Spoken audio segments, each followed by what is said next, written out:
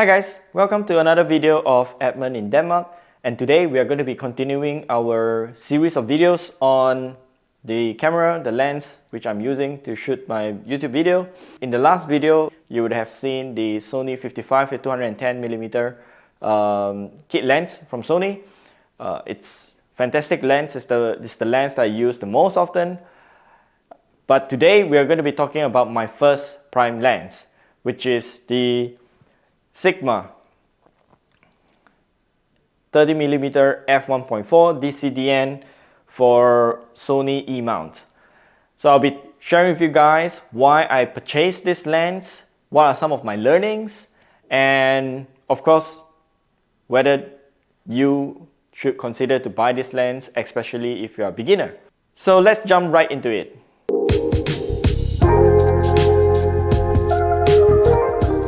Starting with the first topic, why did I purchase this lens?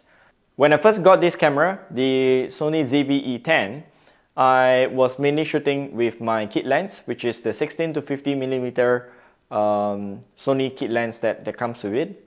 And what I figured out was the aperture did not open wide enough for me to get the blurry, creamy background that everybody likes.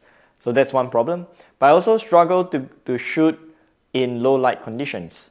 And hence, as a result, I wanted to try something with a bigger aperture, something that allows me to shoot in low light conditions and allows me to shoot different photos from what I could get out of my kit lens. And of course, I gravitated towards the Sigma lineup. This lineup, if you've seen all the reviews, I'm not going to repeat their performance, their capabilities, their price. I think you can easily find other videos about it. But since I was kind of getting into it, I didn't want to go too extreme to the 16mm because maybe I want to shoot other, street photography and stuff like that. But I also didn't want to go to the 56mm because that seems to be a bit too much. And hence, I kind of say, you know what, let's go with the 30mm. And what are some of my learnings since I have gotten the lens is that, the positive sides is the lens is super sharp. Clearly from the photos, you can see that you are getting a lot more details out of it. You are able to shoot at much higher shutter speeds simply because your aperture can open wider. So you can get sharper photos even if you're, if the subject is moving or your hands is not so stable, you are able to get those really sharp shots.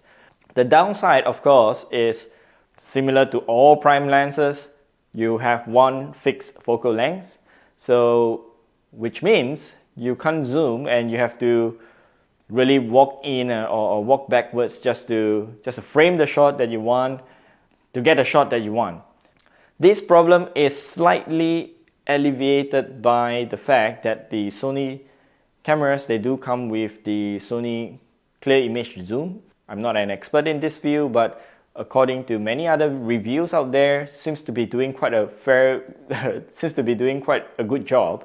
So in photography, I think you can zoom in 2 times, and then in video, I think you can only zoom in 1.5 times.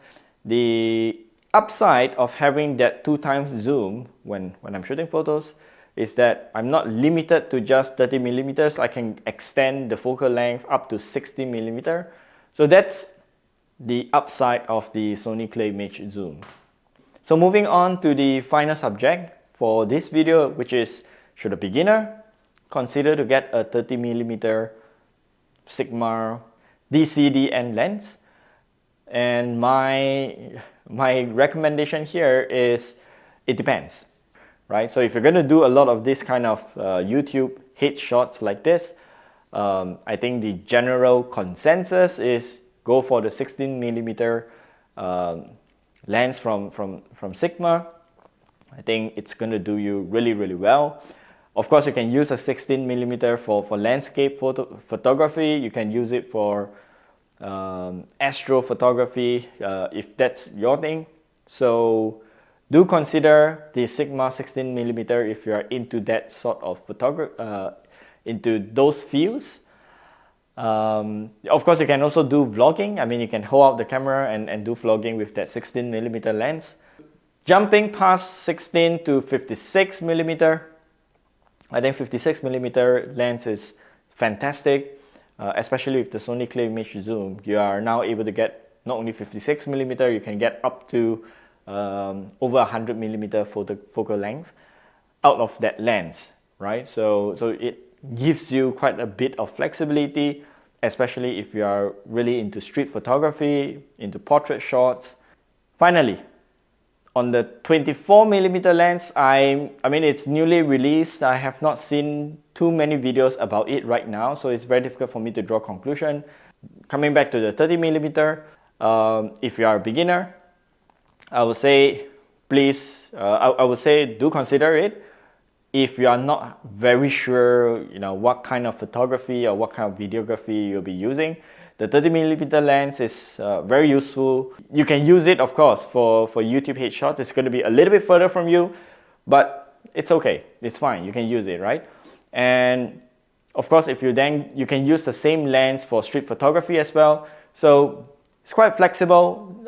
I would say do consider it if you are not very sure what you are into yet. So that's it for today. I hope you enjoyed the video. Leave your comments and your questions in down below, and I will try to get back to you. In the meantime, do watch out for the next video, and I'll be showing you guys something flashy. Right? See you guys. Bye.